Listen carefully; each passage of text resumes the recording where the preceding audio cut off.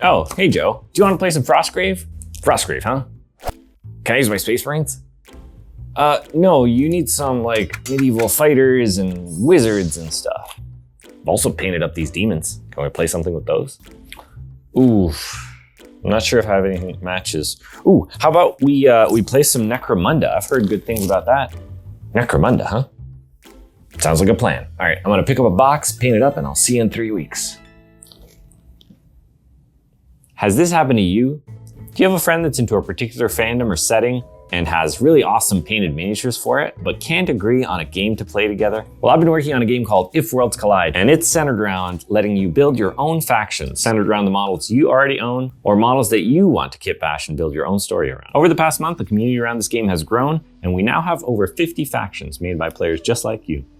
If this sounds interesting to you, I'm going to cover the basic rules on how to play this game as it is now. Keep in mind that the game is still in active development and will likely always be undergoing some amount of changes.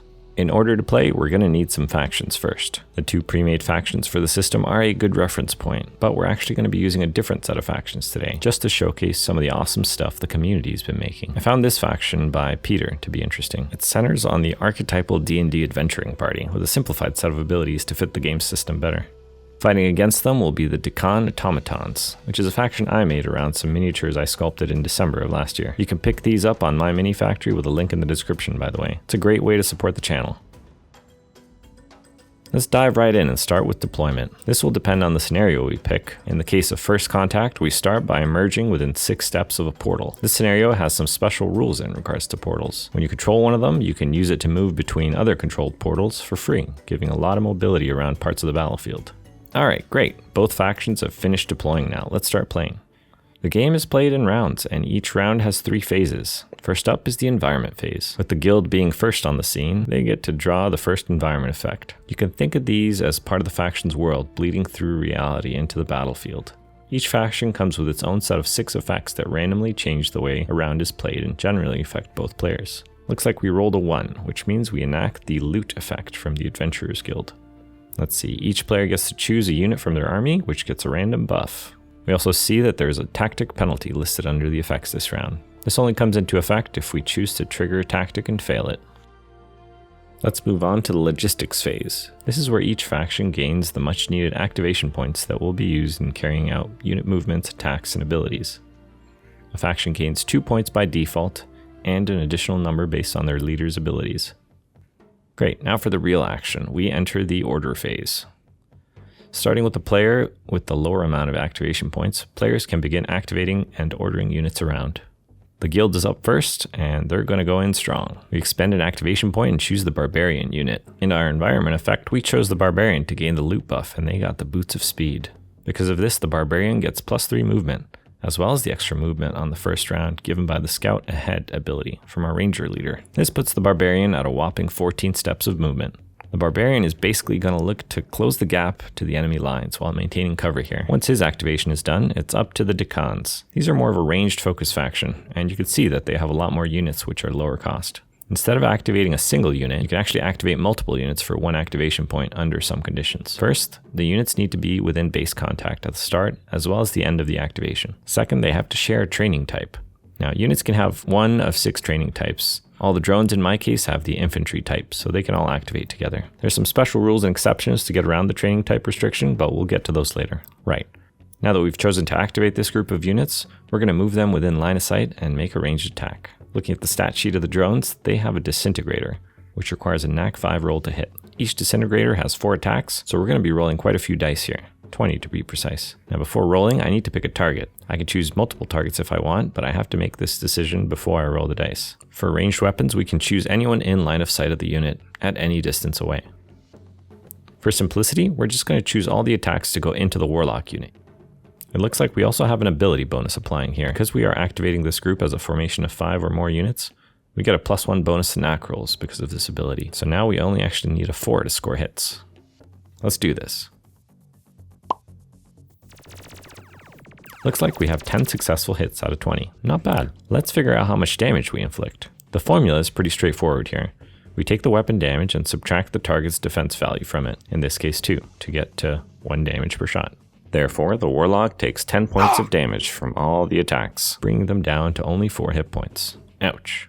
With the drone's activation done, it's back to the guild player to activate another one. Note that you can only activate each unit once per round. Alright, let's return fire with our Warlock here.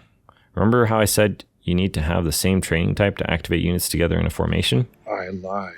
Leaders have a special innate mechanic that lets them group any number of units together of any different type in one formation, as long as they are in base contact with each other. This can have interesting implications, but for right now, it means we can activate both the Ranger and the Warlock to shoot back at these drones. We're going to roll the Ranger and Warlock attacks separately because they do different damage. Let's do the Warlock first. He shoots 3 Eldritch Blasts, which we're going to do one at a time. Targeting the first one at this drone over here, we see a hit. And calculating the damage, we have 6 minus the drone's energy defense of 1, gives us 5 damage. This brings the drone to 2 hit points. Alright, let's hit him with another blast here, which misses. And the third one, which hits, reducing it to 0 hit points. Ranger's up next, and he shoots off his Elven Oath Bow, targeting a different drone with each attack. Both hit, and they do 10 damage each, instantly killing 2 drones. All the drones we killed this activation are replaced with scrap tokens instead of corpse tokens, as per their machine ability. The Dakan have some special tactics that these tokens can hopefully be used with next round.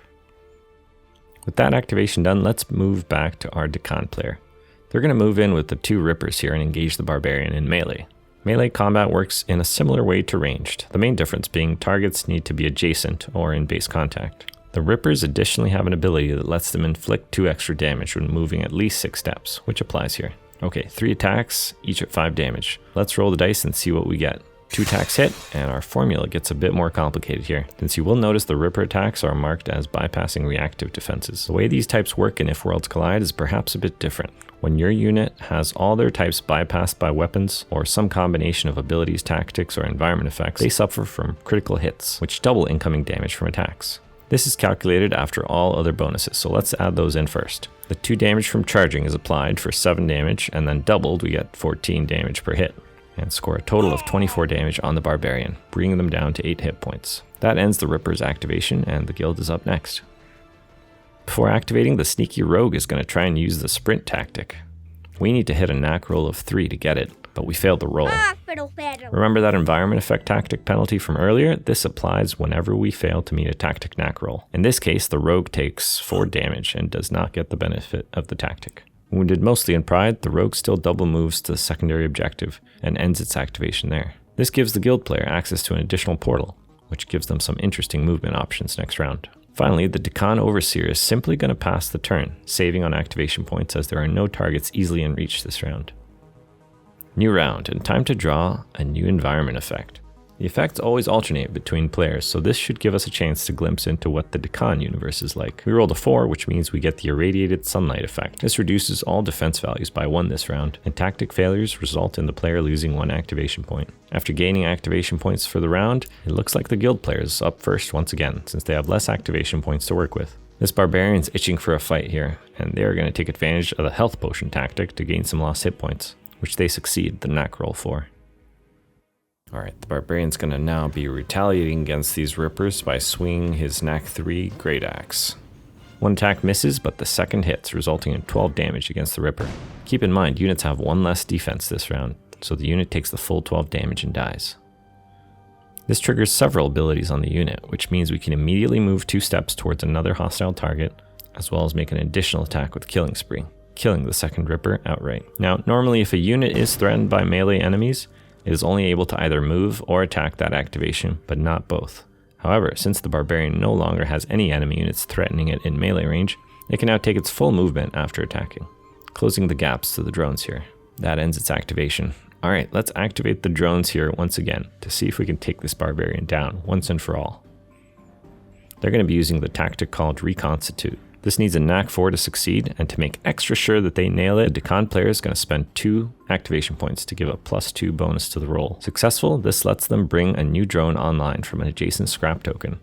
Because the new drone makes for a valid formation, they can also be added as part of this activation. Now eat disintegrator shots. But wait a second, the Barbarian is in melee range with 2 of the drones, which means we only hit on unmodified 6s with those guys. Alright, they both miss. But we do manage to hit with the other 4 shots, doing 15 damage to the Barbarian and bringing him down. He gets replaced with a corpse token. Now, this video is mostly meant to give you a taste of what the game is like. I don't really want to turn this into a long, drawn-out battle report at this time. There's any number of ways this could still go. For example, the guild player could pull the Divine Intervention environment effect and raise their dead barbarian next round to wreak more havoc. The Decon player could raise more drones each round while keeping their distance and using portals to their advantage. Hopefully this encourages you to check out some of the awesome factions being made on the site and gets you interested in making your own too. See you around, and I'll catch you on the next one.